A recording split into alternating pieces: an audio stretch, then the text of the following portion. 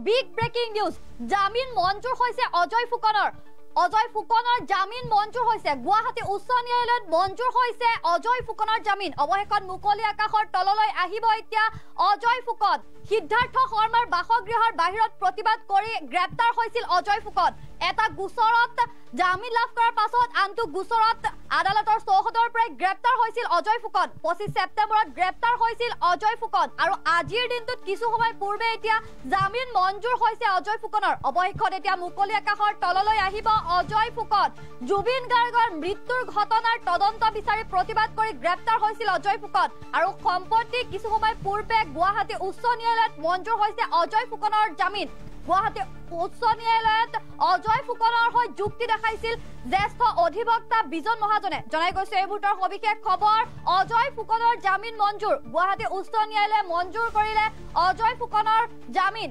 দ্বিতীয়টো গোচৰত জামিন মঞ্জুৰ হল অজয় ফুকনৰ অৱশেষত মুকলি আকাশৰ তললৈ আহিব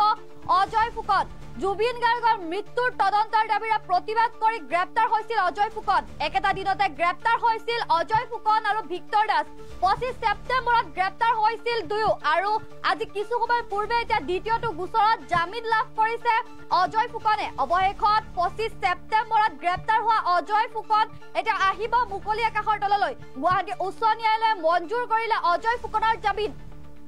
গুৱাহাটী উচ্চ ন্যায়ালয়ত অজয় ফুকনৰ হৈ যুক্তি দেখাইছিল জ্যেষ্ঠ অধিবক্তা বিজন মহাজনে জনাই গৈছে এই মুহূৰ্তৰ সবিশেষ খবৰ দৃশ্যাংশৰ জৰিয়তে জনাব বিচাৰিছো সমগ্ৰ খবৰ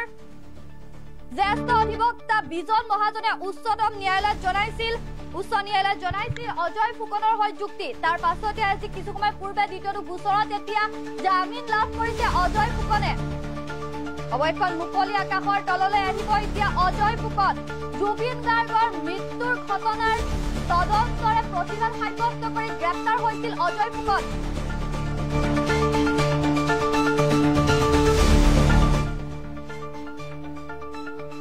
25 ছেপ্টেম্বৰত গ্ৰেপ্তাৰ হৈছিল অজয় ফুকন অৱশেষত গুৱাহাটী উচ্চ ন্যায়ালয়ে মঞ্জুৰ কৰিছে এতিয়া জামিন এটা গোচৰত জামিন পোৱাৰ পিছত পুনৰ গ্ৰেপ্তাৰ হৈছিল শিল্পীগৰাকী জুবিন গাৰ্গৰ মৃত্যুৰ পিছত প্ৰতিবাদ কৰি গ্ৰেপ্তাৰ হৈছিল অজয় ফুকন আৰু ভিক্টৰ দাস জুবিন গাৰ্গৰ মেনেজাৰ সিদ্ধাৰ্থ শৰ্মাৰ বাসগৃহৰ বাহিৰত প্ৰতিবাদ কৰি গ্ৰেপ্তাৰ হৈছিল কণ্ঠশিল্পী অজয় ফুকন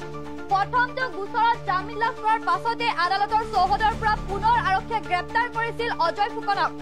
অজয় ফুকনৰ হৈ আদালতত যুক্তি দৰ্শাইছিল গুৱাহাটী উচ্চ ন্যায়ালয়ৰ অধিবক্তা বিজন মহাজনে অৱশেষত জামিন মঞ্জুৰ হৈছে এতিয়া অজয় ফুকনৰ গুৱাহাটী উচ্চ ন্যায়ালয়ে কিয় অজয় ফুকনৰ জামিন মঞ্জুৰ কৰিলে সেই সন্দৰ্ভত মন্তব্য আগবঢ়াইছে জ্যেষ্ঠ অধিবক্তা বিজন মহাজনে পটাশিল আমবাৰীৰ থানাৰ গোচৰৰ জামিন দিছে এতিয়া ন্যায়ালয়ে পটাশিল আমবাৰী থানাত ৰুজু হোৱা গোচৰ সন্দৰ্ভত এতিয়া জামিন প্ৰদান কৰিছে উচ্চ ন্যায়ালয়ে গুৱাহাটী উচ্চ ন্যায়ালয়ে জামিন মঞ্জুৰ কৰিলে অজয় ফুকনৰ অৱশেষত এতিয়া মুকলি আকাশৰ তললৈ আহিব অজয় ফুকন প্ৰথমটো গোচৰত জামিন লাভ কৰাৰ পাছতে পুনৰ দ্বিতীয়টো গোচৰত আদালতৰ চৌহদৰ পৰা গ্ৰেপ্তাৰ হৈছিল অজয় ফুকন জুবিন গাৰ্গৰ মৃত্যুৰ ন্যায়ৰ দাবীৰে প্ৰতিবাদ কৰি গ্ৰেপ্তাৰ হৈছিল অজয় ফুকন অৱশেষত এতিয়া মুকলি আকাশৰ তললৈ আহিব অজয় ফুকন জনাই গৈছে এই মুহূৰ্তৰ সবিশেষ খবৰ অৱশেষত মুকলি আকাশৰ তললৈ আহিব এতিয়া অজয় ফুকন জামিন মঞ্জুৰ হৈছে ইতিমধ্যে অজয় ফুকনৰ দ্বিতীয়টো গোচৰত কিছু সময় পূৰ্বে জামিন মঞ্জুৰ হৈছে অজয় ফুকনৰ গুৱাহাটী উচ্চ ন্যায়ালয়ে মঞ্জুৰ কৰিছে অজয় ফুকনৰ জামিন অজয় ফুকনৰ হৈ আদালতত যুক্তি দৰ্শাইছিল গুৱাহাটী উচ্চ ন্যায়ালয়ৰ অধিবক্তা বিজন মহাজনে গুৱাহাটী উচ্চ ন্যায়ালয়ে কিয় অজয় ফুকনৰ জামিন মঞ্জুৰ কৰিলে সেই সন্দৰ্ভত সংবাদ মাধ্যমৰ আগত মন্তব্য প্ৰকাশ কৰিছে জ্যেষ্ঠ অধিবক্তা বিজন মহাজনে জনাই গৈছে এই মুহূৰ্তৰ সবিশেষ খবৰ গুৱাহাটী উচ্চ ন্যায়ালয়ে অৱশেষত জামিন মঞ্জুৰ কৰিলে অজয় ফুকনৰ পটাশিল আমবাৰী থানাৰ গোচৰত জামিন প্ৰদান কৰিছে এতিয়া উচ্চ ন্যায়ালয়ে অৱশেষত জামিন পাইছে এতিয়া অজয় ফুকনে জুবিন গাৰ্গৰ মেনেজাৰ সিদ্ধাৰ্থ শৰ্মাৰ বাসগৃহৰ বাহিৰত প্ৰতিবাদ কৰি গ্ৰেপ্তাৰ হৈছিল কণ্ঠশিল্পী অজয় ফুকন 25 ছেপ্টেম্বৰত গ্ৰেপ্তাৰ হৈছিল অজয় ফুকন এটা গোচৰত জামিন পোৱাৰ পাছত পুনৰ আদালতৰ চৌহদৰ পৰা গ্ৰেপ্তাৰ হৈছিল শিল্পীগৰাকী জুবিন গাৰ্গৰ মৃত্যুৰ পাছত মৃত্যুৰ ন্যায়ৰ দাবীৰে প্ৰতিবাদ কৰি গ্ৰেপ্তাৰ হৈছিল অজয় ফুকন অৱশেষত এতিয়া মুকলি আকাশৰ তললৈ আহিব অজয় ফুকন আজিৰ দিনটোত কিছু সময় পূৰ্বে এতিয়া জামিন মঞ্জুৰ হৈছে অজয় ফুকনৰ গুৱাহাটী উচ্চ ন্যায়ালয়ে জামিন মঞ্জুৰ কৰিছে অজয় ফুকনৰ। জুবিন গাৰ্গৰ মেনেজাৰ সিদ্ধাৰ্থ শৰ্মাৰ বাসগৃহৰ বাহিৰত প্ৰতিবাদ কৰাৰ পাছতে গ্ৰেপ্তাৰ হৈছিল কণ্ঠশিল্পী অজয় ফুকন। প্ৰথমটো গোচৰত জামিন লাভ কৰাৰ পাছতে আদালতৰ চৌহদৰ পৰা পুনৰ আৰক্ষীয়ে গ্ৰেপ্তাৰ কৰিছিল অজয় ফুকনক আৰু অৱশেষত এতিয়া জামিন মঞ্জুৰ হৈছে অজয় ফুকনৰ। অতি শীঘ্ৰে এতিয়া মুকলি আকাশৰ তললৈ আহিব অজয় ফুকন। অজয় ফুকনৰ হৈ আদালতত যুক্তি দৰ্শাইছিল গুৱাহাটী উচ্চ ন্যায়ালয়ৰ অধিবক্তা তথা জ্যেষ্ঠ অধিবক্তা বিজন মহাজনে।